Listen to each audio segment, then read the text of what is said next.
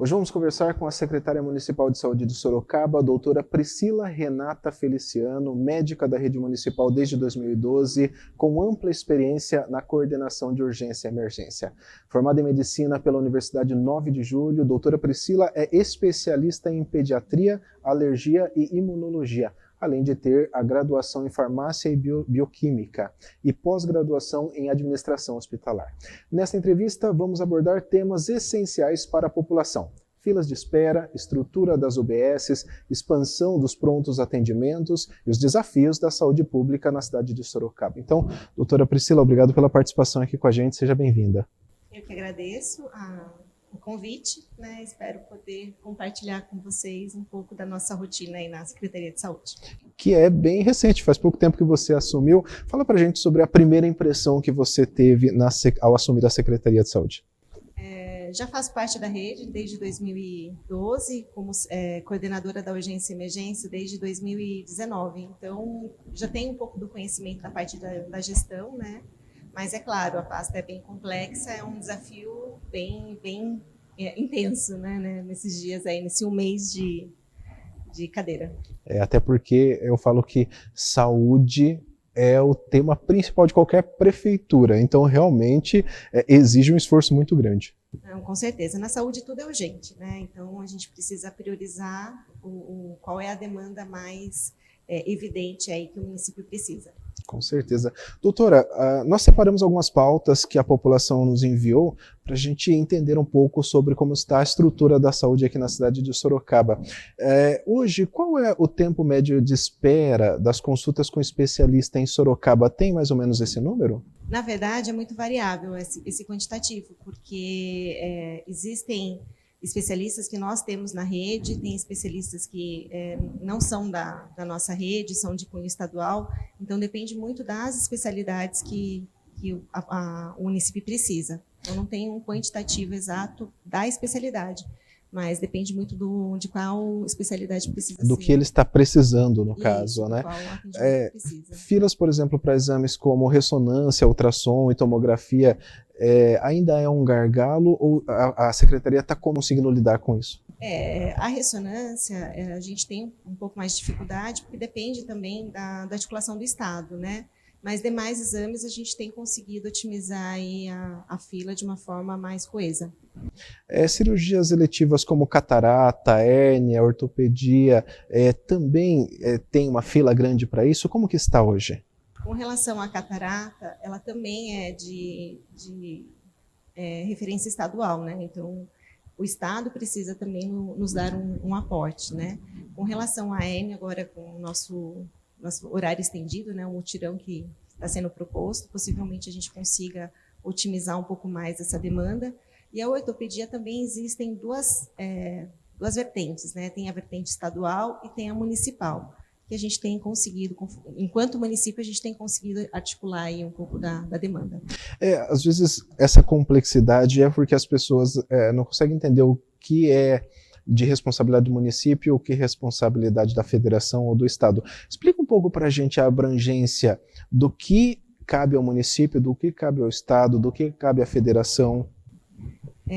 Algumas especialidades, a gente precisa da referência estadual para nos dar o apoio, né? Então, a gente conta, como o prefeito já mencionou em várias entrevistas, a gente recebe verba estadual, verba federal e verba municipal.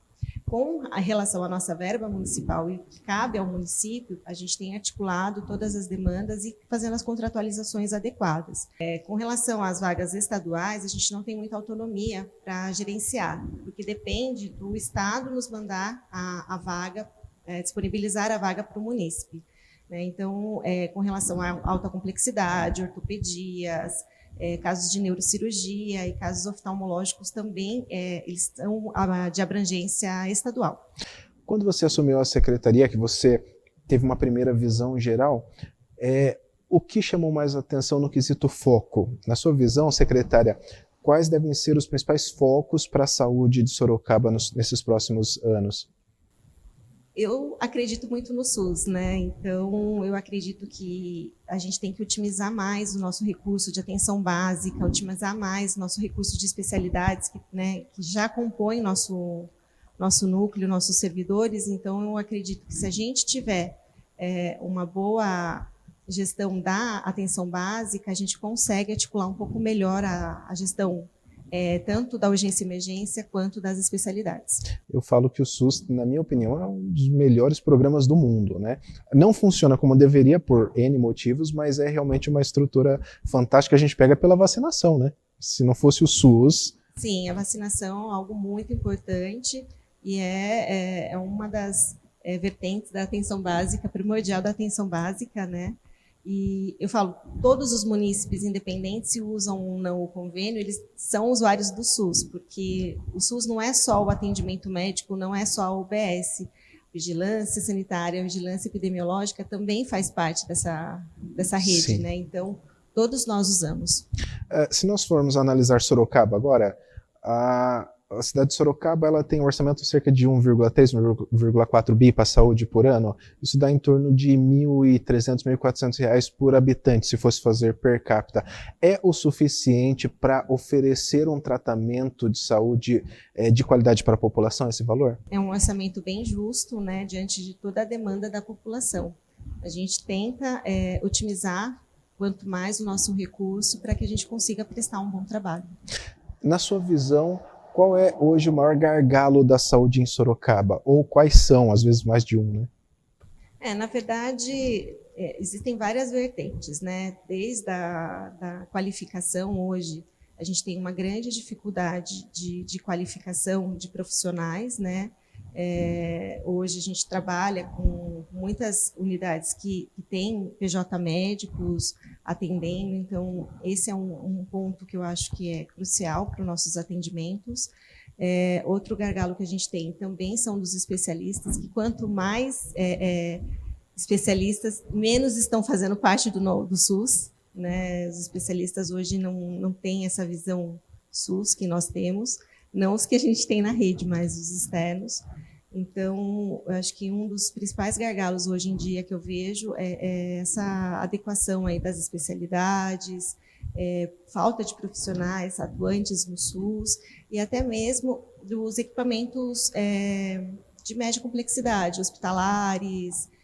A gente precisa otimizar um pouco mais o que a gente tem e o que a gente tem de recurso para a melhoria aí do atendimento. Você falou sobre eu diria, baixa procura de especialistas pelo SUS. Isso realmente é um fato. Você acha que se deve por questão salarial? Porque se nós formos olhar o volume, né, o piso médio de salário do médico do SUS em Sorocaba não é tão atrativo. Você acha que se deve a isso ou não? Ou são outros fatores? Não, eu acredito que tem a questão salarial, mas eu acho que são outros fatores aí que são empregados, não só a questão do salário. Hoje em dia, o volume de profissionais consegue atender a demanda de Sorocaba? Porque nós temos acho que 33 UBSs hoje em Sorocaba. E Sorocaba tem um crescimento absurdo, né? Se nós pegarmos os últimos 20 anos, é uma das cidades que mais cresceu no estado de São Paulo. Então, é muito difícil conseguir acompanhar isso na estrutura da saúde. Você acha que hoje é o suficiente ou seria necessário a contratação de mais médicos? Não, hoje a gente tem as 33 UBSs atuantes, estamos com projeção para novas UBSs, né, no município, já temos alguns estudos populacionais para isso, e além das UBSs, a gente tem outros centros de capacitação, outros centros de atendimento. Você falou sobre novas estruturas de UBSs. Nós recebemos uma informação em off, isso, né, de que tem pelo menos mais 2 liberadas para Sorocaba. Essa informação, ela confere ou não? Nós temos os projetos, mas certo. Ainda não recebemos o recurso federal. Então, a gente está no aguardo do... Mas está encaminhado, por assim dizer. Projeto, sim. Projeto a gente tem, já articulado. Agora só falta a gente receber mesmo alguns recursos para dar continuidade. Eu quero fazer uma pergunta interessante para você, que há um tempo atrás, eu conversando com um médico, a gente entrou nesse assunto. Já faz pelo menos 4, 5 anos do início da pandemia e do controle dela, por assim dizer. Ainda há uma demanda reprimida por procedimentos por conta da pandemia? Porque nós pegamos aqueles 2 anos de pandemia que o foco foi coronavírus, e aí acabou deixando de lado outros procedimentos importantes. Hoje a gente ainda passa por isso, por esses problemas em decorrência da pandemia? Eu não acredito que tenha a demanda reprimida da pandemia, né? A gente tem realmente uma demanda aí que precisa ser resolvida, mas eu acredito que a Covid, ela levou outras patologias que não estávamos acostumados. Então, isso aumentou um pouco outras patologias, mas não acredito que seja só a reprimida. Eu acho que a Covid acabou ocasionando outras doenças que não estavam, né, previstas e que a gente não tinha uma alta demanda e que hoje acabou aumentando. E talvez agudizando mais ainda os problemas que algumas pessoas têm. Como ficamos muito tempo em isolamento, então a população acabou não indo buscar o atendimento ou não dando continuidade nos quadros, né, de doenças mais crônicas. E isso acabou agudizando agora, refletindo, né, a gente está refletindo, né, sendo o reflexo, vem no reflexo de toda a doença e de toda a situação que vivemos. Secretária, há uma demanda muito grande também de moradores de várias regiões com relação à estrutura das UBSs, né? Algumas UBSs, realmente, nós fizemos até matéria sobre isso, tem uma estrutura bastante precária, já são bem antigas, né? Se nós pegarmos, por exemplo, a do Éden, da década de 70, acho que já precisa de reforma. Tem um projeto para estruturação, para reformas dessas UBSs? Sim, a gente já tem algumas UBSs já em revitalização, outras os projetos estão sendo já elencados para a revitalização das UBSs, e nós temos sim, Vila Aro, Sabiá, já tem essa proposta, esse projeto para revitalização, sim. E como vocês têm trabalhado a humanização no atendimento? Porque eu costumo brincar que às vezes a pessoa busca um atendimento e como ela é atendida reflete mais do que o problema de saúde que ela está. O acolhimento é o primordial, Sim. né? Eu acho que o paciente que chega na UBS, independente se, claro, a consulta médica é importante, mas independente de qualquer coisa, ele precisa ser acolhido, seja pela administração, né? Pelos administrativos ali da frente, as recepções, até mesmo quanto os enfermeiros ali na UBS, que fazem um papel fundamental aí para todo o andamento.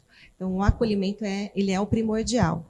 Existem os programas, né, de saúde já pré-estabelecidos pelo Ministério da Saúde. Hoje estamos intensificando um pouco mais esses atendimentos, com o programa do Hiperdia, que é das doenças crônicas de diabetes e pressão alta, o programa da criança, o programa da saúde da mulher. Então, a gente tem otimizado aí o acolhimento para fortificar esses programas.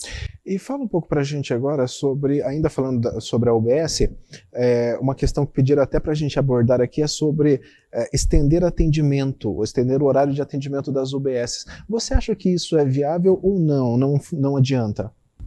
Nesse primeiro momento, não vejo uma grande atuação nesses atendimentos estendidos, mesmo porque já existem UBSs que atendem até às 19h, e a gente vê que a quantidade de atendimentos após esse horário das 17 não é tão alto, né, não é tão significativo. Mas é uma proposta que a gente pode estudar, dependendo de bairro em bairro, né, população com população, a gente pode avaliar isso, porque cada UBS ela tem sua particularidade. Sim. Então, algo que pode ser revisto. Fala um pouco para a gente agora sobre a saúde preventiva, que é tão importante. Como que a Secretaria tem feito ações, né, visando isso? Isso, na saúde preventiva existem algumas UBS que já têm alguns programas, né? Programa da caminhada, tem UBS que tem pilates, acupuntura. Então, cada particularidade, né? Cada UBS tem sua particularidade, e com isso a gente vai otimizando aí os trabalhos. É claro que tudo que é ideia boa a gente tenta transformar para toda a rede. Então, tem se visto algumas ações que tem em algumas UBSs e propostas de extensão aí para outras demais. E os cuidados como, por exemplo, prevenção de diabetes, hipertensão, obesidade, como tem sido feito isso? Com a intensificação do programa Hiperdia, então a tendência é isso, otimizar um pouco mais o trabalho e fazer com que os pacientes crônicos eles tenham um acompanhamento não só com o médico, mas com o pessoal da enfermagem, tem programas de palestras, programas de caminhadas, então tudo isso tende a se intensificar. Interessante. Vamos entrar em outro tema agora, que são os pronto-atendimentos, as UPAs e as UPHs. Nós percebemos que a Prefeitura tem investido muito na abertura de pronto-atendimento, né, em várias regiões da cidade. Você acha que esse é o caminho, que é importante o pronto-atendimento para atendimento da população? Hoje nós temos 7 pronto-atendimentos, né, que são as UBSs que tornam-se mistas, né, de pronto atendimento no período noturno, principalmente nas regiões mais vulneráveis, é de importância, porque ele consegue otimizar o atendimento do paciente, precisa de um atendimento mais prioritário, porém não tão emergencial, né? Como uma cefaleia intensa, uma amidalite, um resfriado mais intenso, ele pode procurar esses pronto-atendimentos para articulação do atendimento. Já as UPHs e UPAs, eles têm um atendimento de maior complexidade. São pacientes que precisam de outros exames, né, complementares para a conclusão de diagnóstico, raio-x, enfim. Então, tem outras demandas maiores do que um pronto-atendimento. Um pronto-atendimento é mais um quadro mais agudo. É algo bem paliativo, seria? Seria algo mais imediato. Imediato. Né? Então, um atendimento mais imediato para uma queixa mais focada, mais imediata. Já patologias com maior complexidade precisam de exames mais complementos de exames laboratoriais e raio-x. Eu vou pedir até para você citar um exemplo para a gente tentar facilitar o entendimento dos nossos espectadores. No bairro Aparecidinha tem um PA lá, um pronto atendimento. No Éden tem a UPA. O que seria que o morador lá do Aparecidinha procuraria no PA e em que situações ele seria transferido para a UPA? Talvez para facilitar o atendimento. No pronto atendimento, nos PAs, é uma amidalite, um quadro de uma sinusite, uma dor de garganta muito forte, um resfriado, procurar um pronto atendimento. Já tem uma dor no peito, um mal-estar, algo mais acentuado, aí seria um atendimento mais referente a uma UPH. Mas, por exemplo, lá eu estou citando Aparecidinha porque é próximo, a gente está sempre por lá para acompanhar. Lá ele busca o atendimento lá no PA, e daí o profissional de lá vai decidir se é necessário mandar ele para cá ou para outro. Isso, hoje nós temos, né, passa pelo primeiro atendimento no PA, né, vê que é uma queixa, tem maior complexidade, precisa de outros exames para complementar, ele é transferido para uma UPH ou para uma UPA. Hoje em dia há uma procura muito grande nas UPAs, né? É impressionante o quanto as UPAs ficam lotadas. Segunda-feira é de lei porque muita gente vai para pegar atestado. Nós fizemos até matéria sobre isso, infelizmente. Ainda tem muitas pessoas que não têm essa noção de que quando ela vai para pegar atestado, ela está tirando a possibilidade de atendimento a uma pessoa que realmente está doente. Mas toda segunda-feira, todas as UPAs praticamente estão lotadas. Mas fora da segunda-feira, nós temos percebido um aumento no volume de procura em outros dias também, né? A que se deve isso? Isso é sazonal por conta de doenças específicas de época? No início do ano a gente teve, né, a sazonalidade da dengue, né, um aumento dos casos de dengue, isso já é esperado, né, em toda a região, tem um aumento da dengue, e a partir de maio a gente vê um aumento dos casos respiratórios e de doenças cardiovasculares por conta do frio. Então, já são períodos que a gente já espera um aumento da procura por essas patologias. Então, é sazonal, né? A pediatria, principalmente nessa época de meados de maio até finalzinho de agosto, é a sazonalidade dos quadros respiratórios. Dos adultos, é a sazonalidade dos quadros de doenças cardiovasculares. E no início do ano a gente vê um aumento de casos de arbovirose. E quando a pessoa deve procurar a UPA e quando ela deve procurar a UBS? Eu falo porque num caso gripal, por exemplo, eu não sei, eu não entendo muito disso, por isso que eu estou te pedindo a sua opinião. Num quadro gripal, não sei se seria uma emergência para ir até uma UPA, aí procuraria a UBS, só para ter uma noção geral para os nossos espectadores. A UBS é a Unidade Básica de Saúde, então o atendimento lá é programado, né? Então são atendimentos de rotina, já agendados. atendimentos agendados. O pronto atendimento seria um local ideal para um quadro respiratório, né? Um caso de uma gripe, uma dor de garganta, aí seria um pronto atendimento. Já casos mais complexos, como dor no peito, a mal-estar, sintomas de desmaio, isso seria mais referente a uma unidade pré-hospitalar, que seria as UPAs. Nós fizemos uma matéria recentemente com base na fala do vereador Ítalo Moreira. E na fala dele na Câmara, não foi na Câmara não, foi em uma entrevista ao jornal Zenorte. Ele fala o seguinte, a procura, por exemplo, na UPA do Éden, que é administrada pela Santa Casa, é muito grande, inclusive falas do vereador. Vem muitas pessoas de outras regiões, como Zona Norte, buscar atendimento no Éden, por conta dessa credibilidade da gestão da Santa Casa. Isso tem acontecido mesmo? E se tem acontecido, como levar essa confiança da população para as outras unidades? Hoje nós temos a gestão da Santa Casa na UPH Zona Leste e na UPA Éden. Nós temos agora a gestão do BOS na UPH Zona Oeste e a gente está com a gestão da Avante na UPH Zona Norte.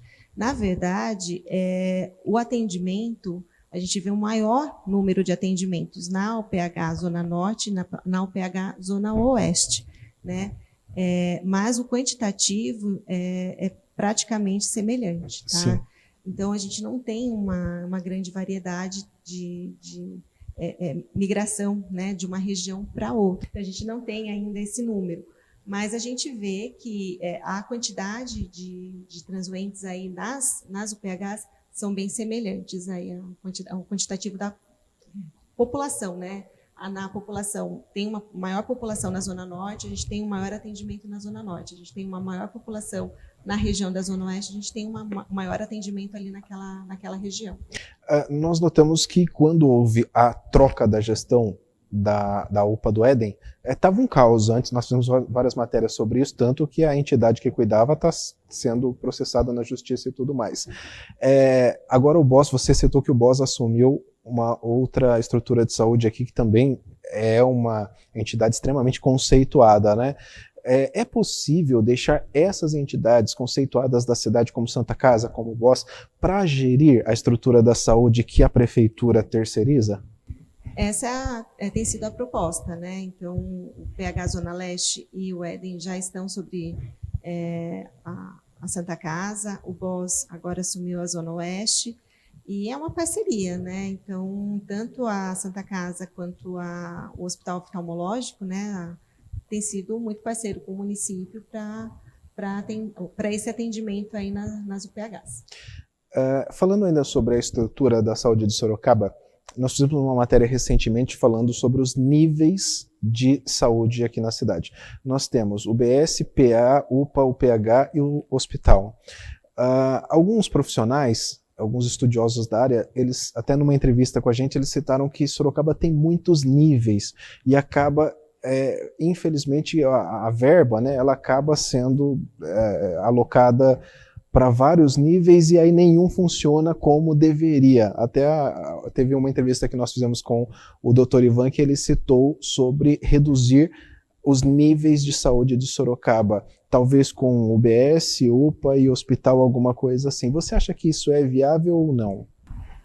Pensando que as UPHs, elas são em pontos estratégicos do município e os PAs, eles atendem mais uma região localizada, se a gente retirar esses PAs, eu acredito que muitos pacientes que precisariam de um atendimento médico mais prioritário, eles não teriam tanto acesso quanto até chegar na UPH. Então, os PAs, eles são de importância, sim, para atender aqueles casos mais graves, né, mais pontuais, que estão ali naquela região, e se houver a necessidade, eles são transferidos para as UPHs. Mas usar esses pontos estratégicos que a gente tem das UBS justamente para atender essas regiões mais vulneráveis. Né, como Carandá, como São Bento, que são regiões mais distantes, eu tendo atendimento, de pronto atendimento ali, no período noturno de final de semana, ele vai realmente, o paciente ele consegue o acesso ao médico mais prontamente e, se for necessário, ele é transferido para recurso de maior complexidade. Até vamos continuar um pouquinho, acho que é um debate interessante para os espectadores compreenderem. Nessa entrevista com o Dr. Ivan, ele cita o seguinte, por exemplo, o prefeito Rodrigo Manga, ele citou que a ideia dele era ter uma saúde padrão Unimed, que ele brinca assim, né? E até o Dr. Ivan ele falou o seguinte, olha, vamos pegar o padrão Unimed. A Unimed não tem um atendimento em cada bairro da cidade, eles têm atendimentos centralizados, a pessoa se desloca até lá e eles estruturam bem o local para atender bem.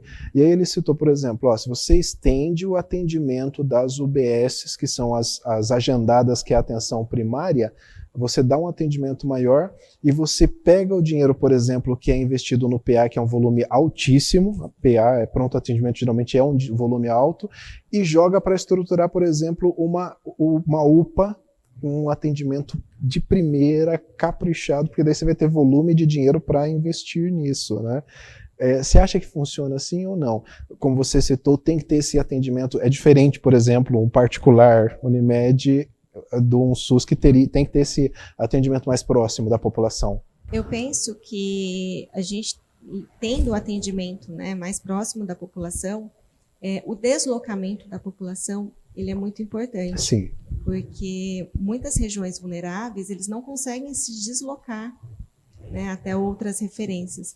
Então, estando ali no bairro, eles têm uma assistência, eles já têm um atendimento médico, e se for necessário, eles são transferidos. Lembrando que o UBS é diferente, o atendimento de UBS é diferente do atendimento do pronto atendimento. Sim. Então, a UBS é rotina, é agendamento, são pacientes já programados. Seria um acompanhamento, né? Isso, é um acompanhamento das doenças crônicas. Já o pronto atendimento, eles vão atuar nas doenças mais agudas, né? Uma dor de garganta, uma febre persistente, uma cefaleia mais intensa. Então, são doenças mais agudas, diferente da UBS, que é agendamento, é acompanhamento ambulatorial. Muito bom. Vamos falar sobre agora o hospital regional, que atende, assim, tem uma estrutura muito ampla, atende toda a região. Como que funciona a parceria da prefeitura com o hospital regional? Nós temos 2 hospitais Sim. estaduais em Sorocaba, né, que é o CHS, que é o Conjunto Hospitalar de Sorocaba, que fica ali próximos à região da rodoviária, e nós temos o Hospital Regional Adib Jatene. Ambos são de gestão estadual. Sim. Então, nós não temos autonomia para encaminhar os pacientes para lá. A única que encaminha, eles são regulamentados pelo Estado e são direcionados via DRS. Então, aí já é bom a gente explicar isso, né?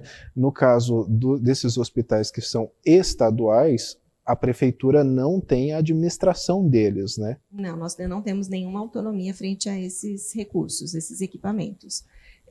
O que acontece? O SAMU, por muitas vezes, quando pega algum acidente, eles podem direcionar ao CHS a depender da complexidade desse acidente. Sim. Né, dessa necessidade do atendimento do paciente. Mas o município em si não tem nenhuma autonomia frente a esses equipamentos. Como que está a parceria da Prefeitura, da Secretaria de Saúde com os hospitais filantrópicos, como o Santa Casa, acho que Santa Lucinda também, né? Que são importantíssimos, né, para atender a população? Isso, hoje nós temos a parceria, são com 4 equipamentos, né? A Santa Casa de Sorocaba, o Hospital Santa Lucinda, o Hospital GEPASSE e o Hospital Amimed, que também a gente tem contratualizado alguns leitos lá, tanto para internação clínica quanto para alguns procedimentos cirúrgicos. Bacana, e eles têm uma estrutura muito boa, né, esses hospitais como Santa Casa, só que também a prefeitura faz a parte dessa parceria também. Sim. Com aportes. A Santa Casa tem 100% SUS, né, então a gente tem lá de recurso procedimentos cirúrgicos, procedimentos clínicos, atendimento de urgência e emergência referenciado via regulação do município, e temos também a maternidade. Já o Hospital Santa Lucinda, a gente tem como referência quadros mais cardiológicos, né? Temos alguns leitos contratualizados para internação de pediatria, temos a maternidade também e o atendimento de otorrino para o município de Sorocaba, na urgência. E o GEPASSE, nosso atendimento pediátrico, tanto para cirurgias pediátricas e atendimentos pediátricos à internação. Secretária, vamos falar agora sobre gestão, transparência, inovação. Primeiro falando sobre gestão, como que estão os contratos hoje da Prefeitura, da Secretaria de Saúde com as empresas, com as ONGs que administram os entes, né, de saúde, como UPAs, enfim. Nós tivemos alguns problemas, daí algumas entidades foram retiradas, né? Você acha que deu uma amenizada no problema, conseguiu solucionar esses problemas que estavam acontecendo? A gente tem enfrentado muitos desafios aí com relação às contratações, com relação aos nossos prestadores, né? Eu acredito que agora com a mudança na UPH Zona Oeste foi bem recente, então as coisas estão caminhando aí para uma boa parceria, e a gente tem observado, né, todos os outros prestadores, de que forma que eles vão otimizar um pouco melhor o nosso recurso. Você acha que a terceirização é importante ou a Prefeitura daria conta de ela gerir essas estruturas? Porque tem a questão também de contratação de profissionais, tem a questão, são vários, porque às vezes as pessoas mandam para a gente, elas falam assim, por que a Prefeitura não administra a UPA? Mas a gente sabe que você precisa contratar profissionais. Tem também a questão da folha de pagamento, que não pode ultrapassar o limite prudencial de 52%, 54%, acho que é, 52%, 54%. Então, eu acredito que é por isso que a Prefeitura terceiriza isso. Hoje, nós já temos, né, um déficit de médicos, servidores, déficit de outros profissionais, como enfermeiros, como técnicos de enfermagem. Então, nós somos estatutários, nós somos concursados, né? Então, e não teve uma grande procura nesse último concurso para empenhar aí nosso RH. Então, a terceirização é uma forma que a gente viu de otimizar nossos equipamentos e melhorar as condições aí da saúde pública. Porque daí você pega uma estrutura já que atua nessa área, que já tem todos os profissionais e aloca ali para o trabalho. Seria basicamente isso. A gente contrata a empresa e a empresa gerencia aquele local. E a Prefeitura faz o repasse do pagamento. Fiscaliza. Fiscaliza também. A Prefeitura fiscaliza se o atendimento ali que foi contratualizado está sendo prestado, então tem essa fiscalização, tem essa equipe que vai acionando se está tudo ok, se está precisando de intervenção. Então, não é puramente vai e faz, não. A gente tem a fiscalização ativa diante de todos esses equipamentos, e aí, a partir disso, a gente tem a otimização aí do atendimento. Recentemente, houve algumas denúncias de atraso de pagamento. Esse atraso de pagamento é por parte da Prefeitura ou a Prefeitura faz o repasse e às vezes demora para chegar o pagamento ali para os médicos? O que acontece? Existem algumas tramitações, né, burocráticas que não dependem da Prefeitura, da Secretaria de Saúde em si, né? Existem alguns pagamentos que a gente depende da documentação da empresa. Sim. E aí, assim que a empresa envia a documentação, a gente analisa a documentação e segue para o pagamento. Sim. Então, se está faltando alguma documentação da empresa ou se não foi prestado algum documento que realmente era necessário, a gente não tem como efetuar esse pagamento. Então, ele fica ali parado até a gente receber toda a documentação. Eu vou falar aqui, se eu estiver errado, por favor, você me corrija, mas pelo que eu entendo, então, a empresa que está prestando o serviço, ela mensalmente precisa esclarecer tudo o que foi feito para ver se não faltou nenhum serviço, para ver se está tudo ok. Eles mandam esses documentos, aí com base nisso a Prefeitura faz o repasse, seria isso? Isso, então todo final do mês, todas as empresas contratualizadas, elas têm que enviar todos os gastos que foram feitos na comprovação seria, né? Isso, de todo o serviço prestado. A gente faz a análise jurídica disso e aí sim a gente efetua o pagamento. Então é interessante para a população, às vezes as pessoas falam, mas está atrasado, então tem todo esse processo, esse trâmite, que se atrasar a documentação, automaticamente a Prefeitura não pode liberar, porque senão acaba acarretando problema de gestão. Eu preciso da comprovação do trabalho prestado para assim efetuar o pagamento. Legal. Secretária, vocês na Secretaria de Saúde têm investido em tecnologia, por exemplo, telemedicina, as tecnologias novas para atender a população? Fala um pouco sobre isso. Hoje nós temos a nossa saúde digital, que é um departamento da Secretaria de Saúde, que tem trabalhado bastante na inovação desses aplicativos, inovação aí nos prontuários que a gente tem adotado, né, prontuário eletrônico. Então, a gente tem um departamento para essas inovações aí, para essas novas tendências aí da informática. E você acha que isso vai ser um diferencial para conseguir atender as demandas, essas tecnologias novas que estão surgindo? Eu não acho que será um diferencial, mas é o primordial hoje em dia, porque todo mundo tem celular, né? Se for ver, a população praticamente tem um celular na mão, né? Então, é importante que isso seja realmente realizado aqui enquanto município, porque é a tendência mundial, né? Digamos assim. Então, é primordial que a gente se atualize nesse âmbito digital. Falando ainda em tecnologia, não sei se foi 1 ano ou 2 anos atrás, a prefeitura lançou o aplicativo para marcação de consultas. Esse aplicativo está funcionando, ele facilita para a população? Isso, a gente está com o aplicativo funcionante, claro, a gente tem algumas adequações ainda a serem realizadas, né, algumas otimizações aí desses recursos, mas é muito importante que eu tenha o cadastro do paciente correto, né, então eu preciso que o paciente mantenha seu cadastro, seu telefone atualizado nas unidades básicas, para que assim ele possa ser de fato efetivado. Eu acho que isso é fundamental até para gerir, né? Porque, por exemplo, o prontuário eletrônico, que a Prefeitura de Sorocaba, a Secretaria de Saúde, eu até brinco que demorou bastante para aderir a isso, né? Hoje já tem esse prontuário eletrônico, onde a pessoa ela passa no médico em determinada área, se ela for em outra área, o outro médico tem todos os dados dela. Já funciona assim aqui? Das UBS, sim. Nós temos também a UPH Zona Oeste, que utiliza o nosso prontuário eletrônico. Na Policlínica também a gente utiliza o prontuário eletrônico. A gente está em adequação em algumas outras frentes, né, do nosso município, adequando aí essa disponibilização desse prontuário, mas a grande parte da região já tem esse atendimento aí digital. Isso é fundamental porque daí não dá duplicidade de marcação de exames, enfim, facilita bastante e economiza também, né? Isso, na verdade, é uma frente que a gente tem utilizado justamente para otimizar aí todo o atendimento. Como que funciona a relação entre Secretaria de Saúde e o Conselho Municipal de Saúde? Nós temos reuniões, né, mensais, tanto reuniões da executiva quanto reuniões dos conselhos, né?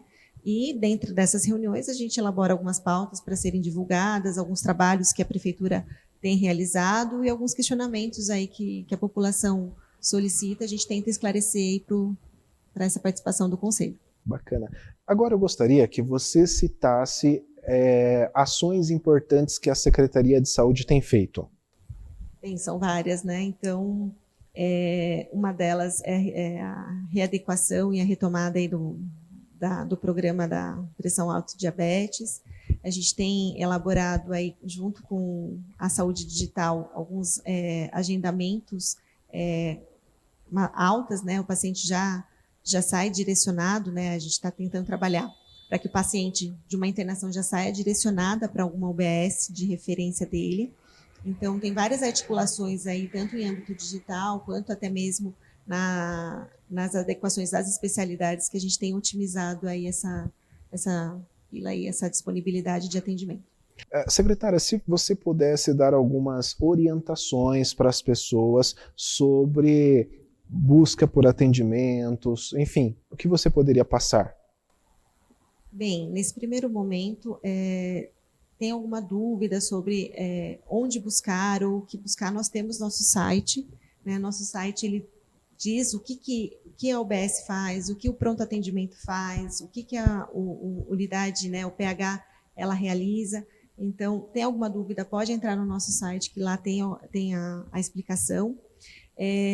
Também tem explicações sobre os tipos de atendimentos prestados nas UPHs, por que a classificação é verde, por que a classificação é azul, por que a classificação é amarela do paciente que chega a procurar o pronto atendimento, né? Então, tem um tempo, né, que esse paciente tem para ser atendido, então também temos no nosso site uma explicação sobre isso. Com relação aos medicamentos que são disponibilizados via município, via estado, também tem essa explicação no nosso site, porque eles confundem muito o alto custo com farmácia popular, com farmácia de dispensação Sim. na UBS. Então, o alto custo, ele é do estado. A farmácia popular são as farmácias credenciadas, que são privadas, que são credenciadas na farmácia popular para o atendimento de dispensação de algumas medicações, e nós temos a farmácia da UBS, são outras medicações que são disponíveis, né? Então, isso também tem no nosso site, essa explicação. E se tiver alguma dúvida, procurar a unidade básica mais próxima para um acolhimento, para conversar com a enfermeira, para sanar aí as dúvidas e atualizar o cadastro. Com certeza. Atualizar o cadastro é fundamental, porque até ajuda vocês a ter controle de como que está cada região, o volume de a procura. Por assim Isso, dizer. o cadastro atualizado é o primordial aí para a gente começar a divulgação, né?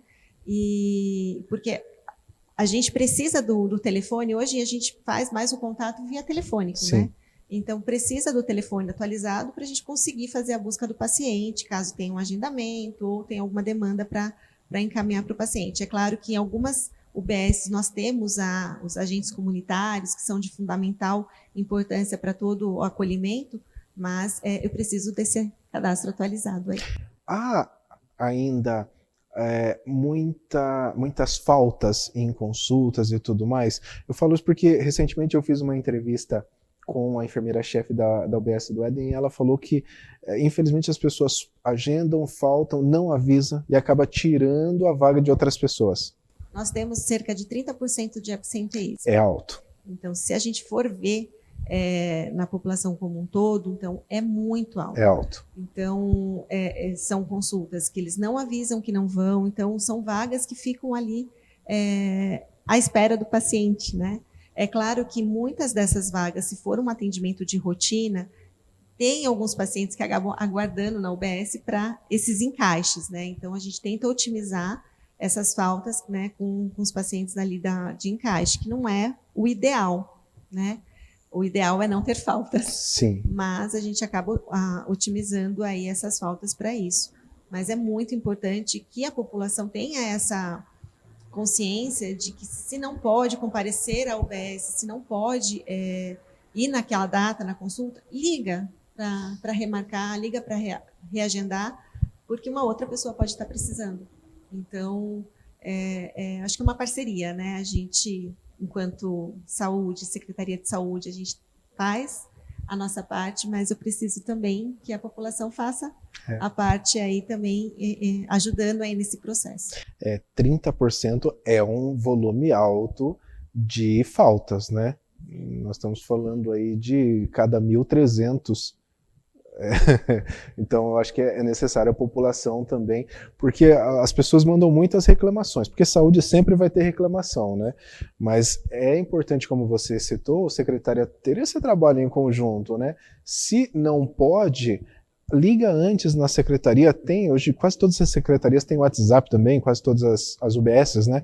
Tem WhatsApp, manda uma mensagem, avisa, porque daí dá tempo de encaixar uma outra pessoa ali. Dá tempo de reagendar, né? Se for algo, olha, eu tenho a consulta na sexta, mas na sexta não vou poder, já liga, a gente já tenta colocar uma outra pessoa no lugar e reagendar a sua consulta. Então, é muito importante isso, principalmente nas especialidades, é muito importante a gente conseguir otimizar essas vagas, né, e remanescentes e ajudar aí nessa população. Quando tem um agendamento, ela recebe a mensagem para certificar do agendamento, e se o agendamento foi feito via aplicativo, ela precisa desmarcar aquele agendamento. Se não puder comparecer, desmarca no aplicativo e remarca pelo aplicativo. Muito bem. Secretária, agora eu gostaria que você deixasse a sua mensagem final para a população de Sorocaba com relação... Eu sei que faz apenas um mês que você assumiu a pasta, né? Mas, assim, só pelo currículo que eu li, eu já mostra a competência que você tem. Então, certamente, a Secretaria de Saúde está em boas mãos. Deixe sua mensagem, seu recado para a população de Sorocaba. Eu quero agradecer, né, o convite, a parceria aí que estamos trabalhando, e agradecer a população pela confiança, né, e pelo apoio aí que eu venho recebendo aí. Secretária, olha, sucesso para você nessa pasta. É um desafio porque eu brinco que saúde você mexe com o bem-estar da população. Então é muito difícil gerir em qualquer município, ainda mais com a estrutura de Sorocaba e com o crescimento que tem. Mas que você tenha muito sucesso e que a saúde de Sorocaba possa avançar ainda mais nas suas mãos. Obrigado pela participação aqui com a gente. Eu que agradeço. Nós finalizamos por aqui. Você que está nos assistindo, não se esqueça, acessa o nosso streaming de conteúdo da ELTV mais Sorocaba, sorocaba.eltv.digital. Lá você encontra as entrevistas que nós fazemos aqui e todas as outras matérias, sorocaba.eltv.digital. Obrigado pelo carinho da sua audiência, um grande abraço, fiquem com Deus e até a próxima, se Deus nos permitir.